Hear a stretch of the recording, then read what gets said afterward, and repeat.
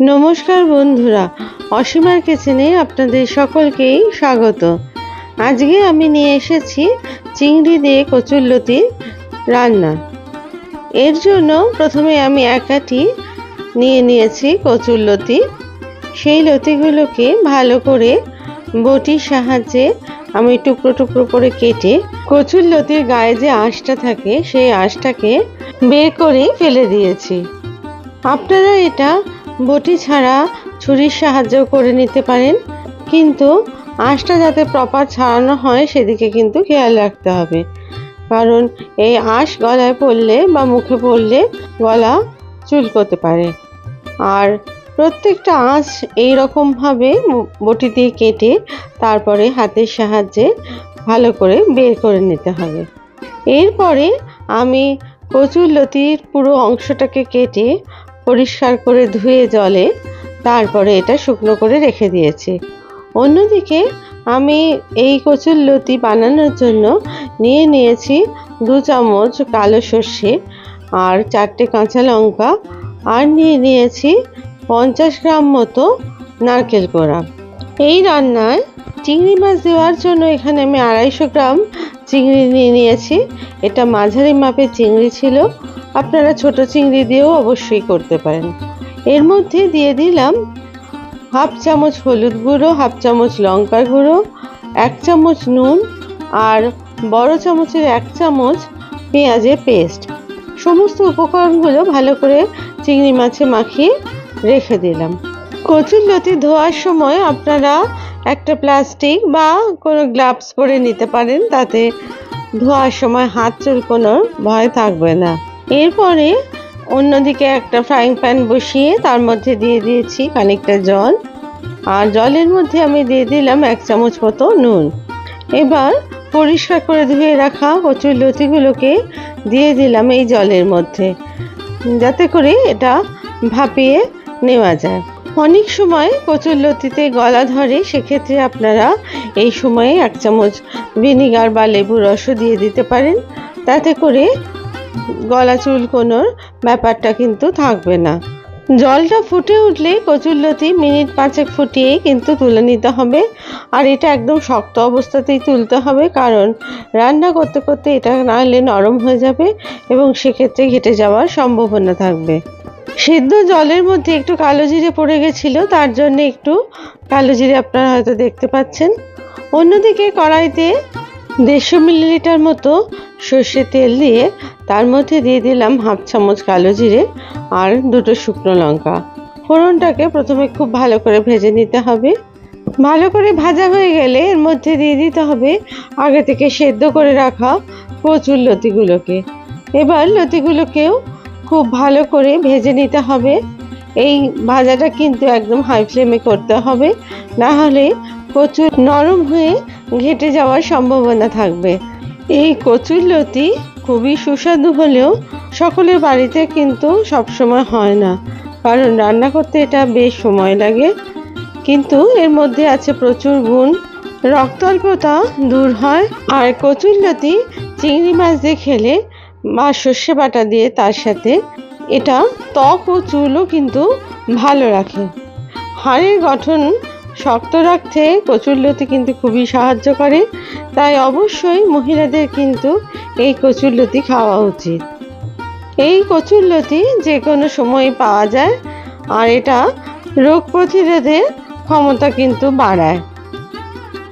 এবার আমি দেখুন ভালো করে এটা ভাজা হয়ে গেছে, রংটাও একটু চেঞ্জ হয়েছে, লাল লাল ধরনের হয়েছে। এরকম ভাজা হয়ে গেলে এর মধ্যে এবার আমি দিয়ে দিলাম 1 চামচ মতো নুন। প্রথমে আমি নুনটা দিইনি, যাতে করে এটা খুব নরম না হয়ে যায় তার জন্য। এরপর নুন দিয়ে খানিকক্ষণ নাড়াচাড়া করে আমি এগুলো তুলে নিলাম একটা প্লেটে।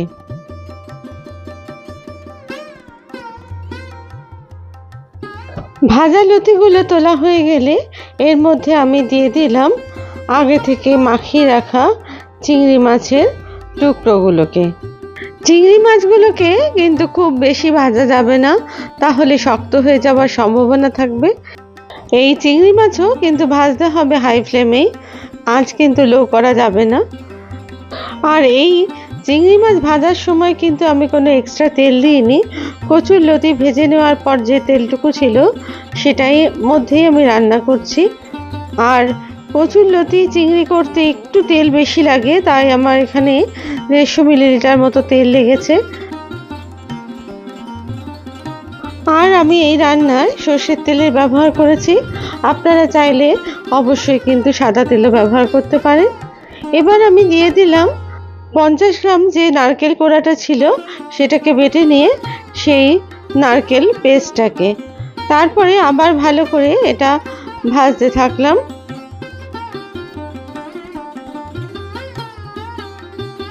ভালো করে নারকেল কোড়াটা ভাজা হয়ে গেলে আমি এখানে দিয়ে দিলাম 3 চামচ মতো সর্ষে বাটা। সর্ষে বাটাটাও ভালো করে চিংড়ি মাছের সাথে ভেজে নিতে হবে। এই সময় কিন্তু গ্যাসের ফ্লেম কিন্তু লো করবেন না, হাইতেই রাখবেন। আর সর্ষে বাটার সময় কিন্তু অল্প একটু নুন দেবেন, যাতে করে সর্ষেটা যাতে তেতো না হয়ে যায়।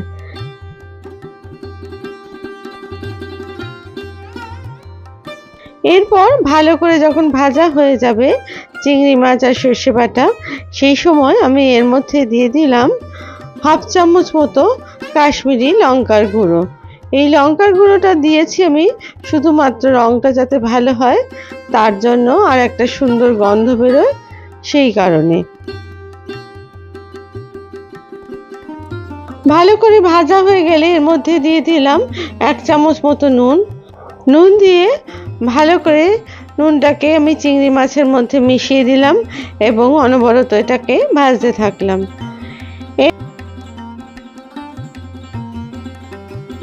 এরপর এর মধ্যে আগে থেকে ভেজে রাখা কচুরলতিগুলোকে দিয়ে দিলাম চিংড়ি মাছের মধ্যে। এই কচুরলতি দেওয়ার পর কিন্তু অনবরত নাড়তে হবে। আর এই সময় পারলে গ্যাসের ফ্লেমটা একটু মিডিয়াম করে দেবেন, না হলে তলায় ধরে যাওয়ার সম্ভাবনা থাকবে। এবার খুব ভালো করে কচুরলতি আর চিংড়ি মাছ মিশিয়ে নিতে হবে, যাতে করে সমস্ত মশলা কচুরলতির মধ্যে ঢুকে যায় আর কচুরলতিটাও চিংড়ি মাছের সাথে খুব সুন্দরভাবে ভাজা ভাজা হয়। দিয়ে দিলাম 1 চামচ মতো ব্রাউন সুগার, যাতে করে এটা একটু মিষ্টি ভাব আসে। আর দেখুন পাশ থেকে কিন্তু তেল ছাড়তে শুরু করেছে। এই সময় চিনিটাকে খুব ভালো করে মিশিয়ে তারপরে আরও মিনিট 2-3 ভালো করে ভেজে এটাকে এবার আমি তৈরি করে নিলাম। আমি এই রান্নায় মাত্র 150 মিলিলিটার তেল ব্যবহার করেছি বলে, আর নারকেল আছে বলে কড়াইয়ের তলাটা একটু লেগেছে, কিন্তু আপনারা যদি আরেকটু বেশি তেল দেন তাহলে কিন্তু এটা লাগবে না। আর এই কচুরলতি রান্না করতে একটু তেলের কিন্তু বেশি প্রয়োজন হয়। এরপর আমি দেখুন নাড়াচাড়া করে এটাকে মিশিয়ে নিলাম, আর পাশ থেকে তেলও ছাড়তে শুরু করেছে। এবার গ্যাসটাকে অফ করে আমি এটা একটা প্লেটে পরিবেশন করলাম। এই কচুরলতি চিংড়ি খেতেও যতটা সুন্দর হয়েছে আর দেখতেও ততটা অপূর্ব হয়েছে। লতিগুলো কিন্তু একটুও ঘেঁটে যায়নি, অথচ মুখে দিলে কিন্তু মিলিয়ে যাচ্ছে। এই রান্নাটা অবশ্যই প্লিজ আপনারা বাড়িতে একবার বানিয়ে দেখবেন। আর আমার এই রেসিপি যদি আপনাদের পছন্দ হয় তাহলে প্লিজ লাইক, শেয়ার আর কমেন্টস করতে ভুলবেন না। আর আমার চ্যানেলের নতুন দর্শক হলে প্লিজ আপনারা আমার চ্যানেলটিকে সাবস্ক্রাইব করে দেবেন। আবার নতুন রেসিপি নিয়ে আপনাদের কাছে হাজির হব। আর সবাই ভালো থাকবেন। ধন্যবাদ।